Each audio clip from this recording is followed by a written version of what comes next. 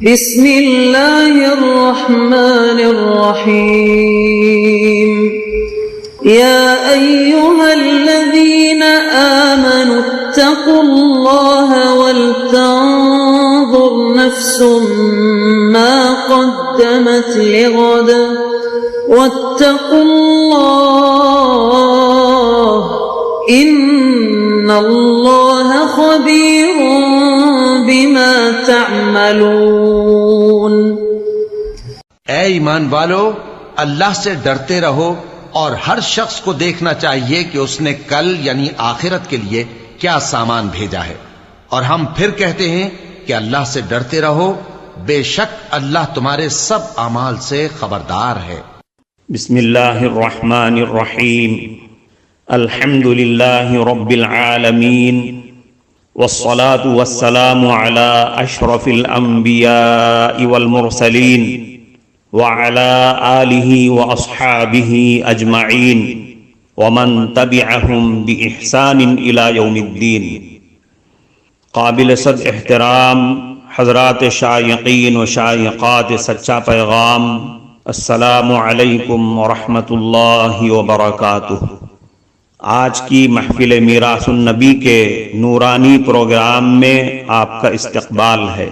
اہلا و سہلا مرحبا۔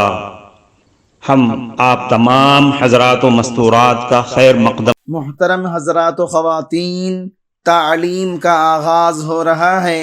سب سے پہلے آداب تعلیم کا لحاظ کرتے ہوئے تعلیم کی طرف متوجہ ہو جائیں۔ پورے دھیان سے سننا، عمل کی نیت سے سننا اور تبلیغ کی نیت سے سننا، یعنی سنی ہوئی باتیں دوسروں تک پہنچانے کے جذبے سے سننا۔ چند خاص آداب تعلیم ہیں، امید ہے کہ آپ حضرات ان آداب کا ضرور خیال رکھیں گے۔ جزاکم اللہ۔ اعوذ باللہ من الشیطان الرجیم، بسم اللہ الرحمن الرحیم۔ وَلَقَدْ جَاءَتْ رُسُلُنَا إِبْرَاهِيمَ بِالْبُشْرَى قَالُوا سَلَامًا قَالَ سَلَامٌ فَمَا لَبِثَ أَن جَاءَ بِعِجْلٍ حَنِيذٍ فَلَمَّا رَأَى أَيْدِيَهُمْ لَا تَصِلُ إِلَيْهِ نَكِرَهُمْ وَأَوْجَسَ مِنْهُمْ خِيفَةً قالوا لا تخف إنا أرسلنا إلى قوم لوط۔ محترم حضرات و خواتین، یہ جو آیت میں نے تلاوت کی ہے اس میں حضرت ابراہیم علیہ السلام کی ضیافت کا ذکر ہے۔ اس کا واقعہ یہ ہے کہ حضرت سارہ رحمہ اللہ کے اب تک کوئی اولاد نہیں ہوئی تھی اور وہ بوڑھی بھی ہو چکی تھیں۔ حضرت ابراہیم علیہ السلام بھی بوڑھے ہو چکے تھے۔ ظاہراً اب کوئی اولاد ہونے کی کوئی بھی توقع نہیں تھی۔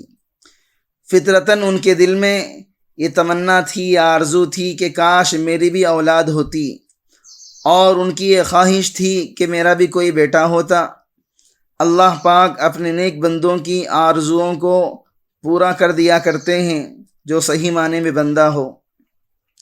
چنانچہ اللہ پاک نے ان کی آرزو کو پورا فرمانے کے لیے حضرت اسحاق علیہ السلام کے پیدا ہونے کی بشارت دینے کے لیے حضرت جبریل علیہ السلام، حضرت میکائیل علیہ السلام، حضرت اسرافیل علیہ السلام کو بھیجا کہ جاؤ ان کو خوشخبری سنا دو کہ تمہارے یہاں ایک بیٹا ہوگا۔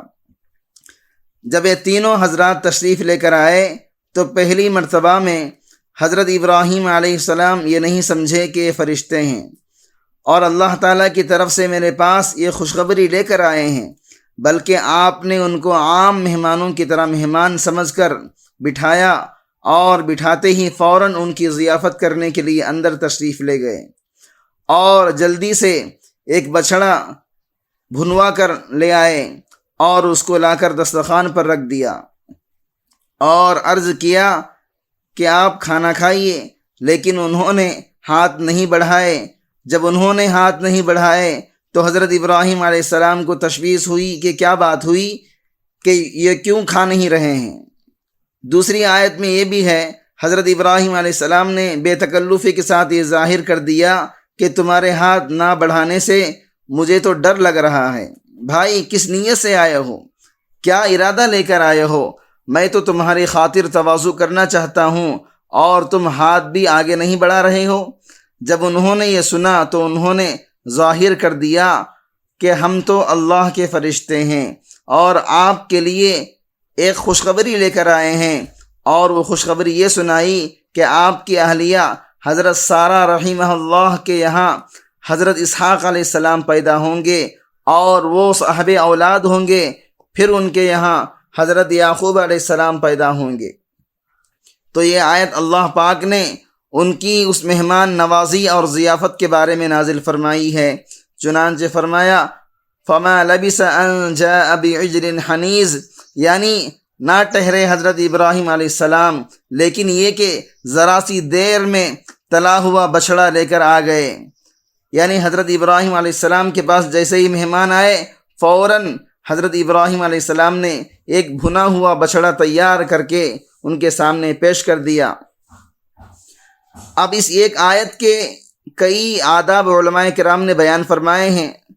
ضیافت کا پہلا ادب، علماء نے فرمایا کہ اس آیت سے ایک ادب تو یہ معلوم ہوتا ہے کہ میزبان کو اپنے مہمان کی خود خاطر تواضع کرنی چاہیے۔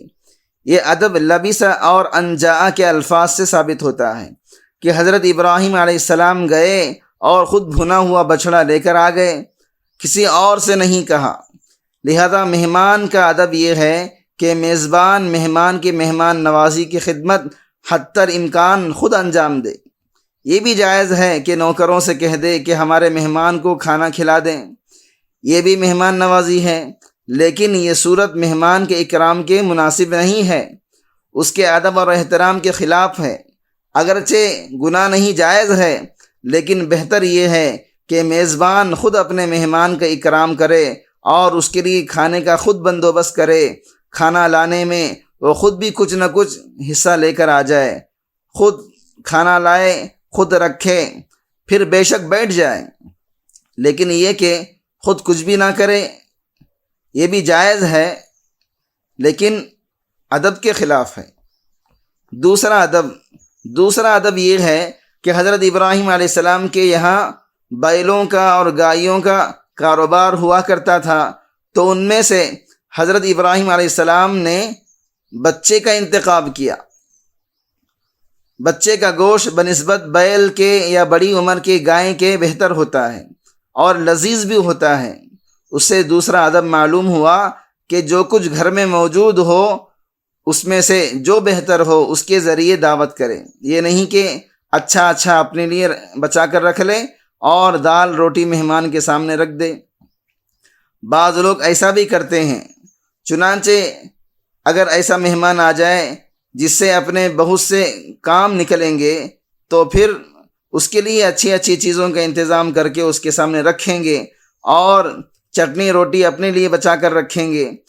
اور اگر ایسا مہمان آ گیا جس سے ہمیں کوئی فائدہ نہیں ہوتا اور کھلانا بھی بھاری پڑ رہا ہے تو بچا کچا اس کے سامنے رکھیں گے اور بڑھیا اپنے لیے بچا کر رکھیں گے۔ یاد رکھیے، ہمیں کسی سے کوئی فائدہ ہو یا نہ ہو، ہمیں تو اللہ کی رضامندی کے لیے اس کی خاطر تواضع کرنی چاہیے۔ اس لیے بہتر یہ ہے کہ گھر کے اندر سب سے بہتر جو چیز ہو اس سے تواضع کرنی چاہیے، چاہے وہ مہمان جس سے ہم کو کوئی فائدہ پہنچ رہا ہو یا ہم کو کوئی نقصان پہنچ رہا ہو، اس کے سامنے اچھی ہی چیز رکھنی چاہیے۔ تیسرا ادب، حضرت ابراہیم علیہ السلام گھر سے باہر کچھ لینے کے لیے نہیں گئے، بلکہ جیسے ہی مہمان آئے تو ان کو بٹھایا اور فوراً اندر گئے۔